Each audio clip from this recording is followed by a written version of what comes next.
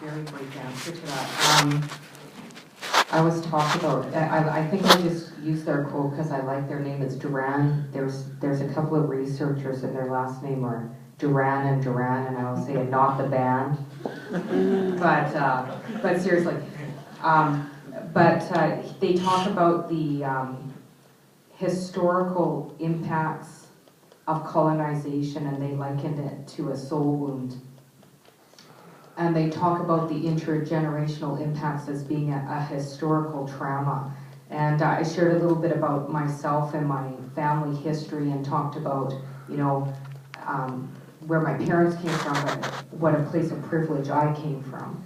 But I was on the phone with my sister one time, and I was teaching at the university, and of course, I'm teaching Aboriginal education. I'm sharing, there's very few academics at the university who have to teach about not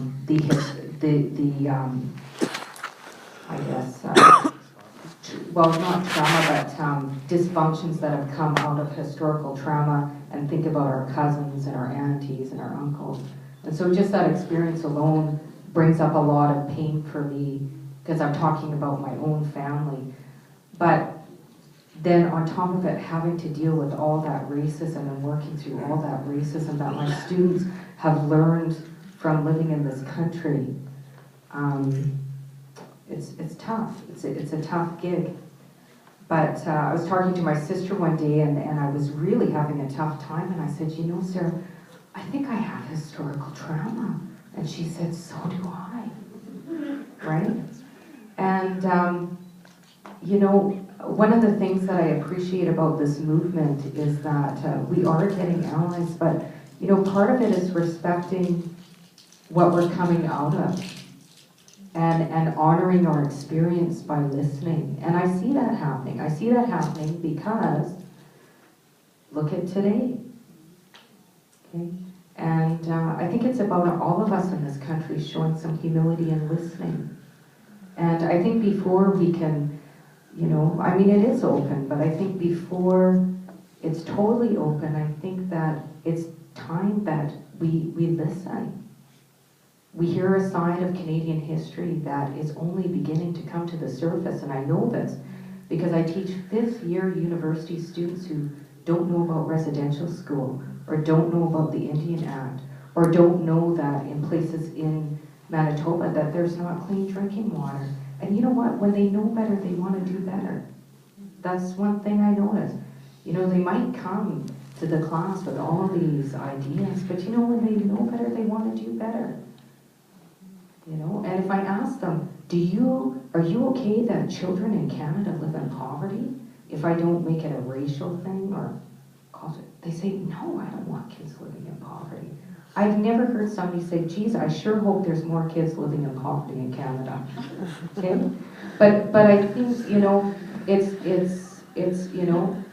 sometimes it's just about listening and learning and showing humility and following. And we're just taking our leadership roles in this country.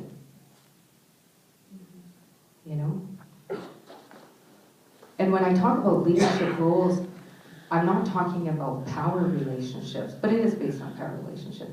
But I'm just talking about we've finally been given a forum where our voices are heard, and I think part of it is respecting that time in the movement to allow our voices to be heard, where we're not in a position where we have to listen, like the Indian Act and all of that. So I think, but in saying that, we need allies. I see allies coming from the religious community. Like we've been invited. We were saying the Catholic women's organizations having a teach-in. We've been invited. And people are. This is one part, but the Idle More is a people's movement. So there's panels of all sorts of different people, but I know that the Unitarian Church has invited, the labor movement, some of the business community, Social Planning Council. I'm kind of I kind of feel weird, I'm here by the Social Planning Council, but I'm also an Indigenous woman, so, what's my title today? I don't know who I am.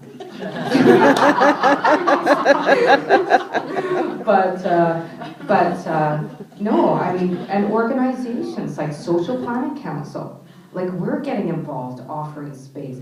There's other people who are representing organizations that I'm sure have gotten involved. They're saying, how can I get involved, you know? So I think there's a lot of room for that, but very much like Joe's said, you know, protocol is really important.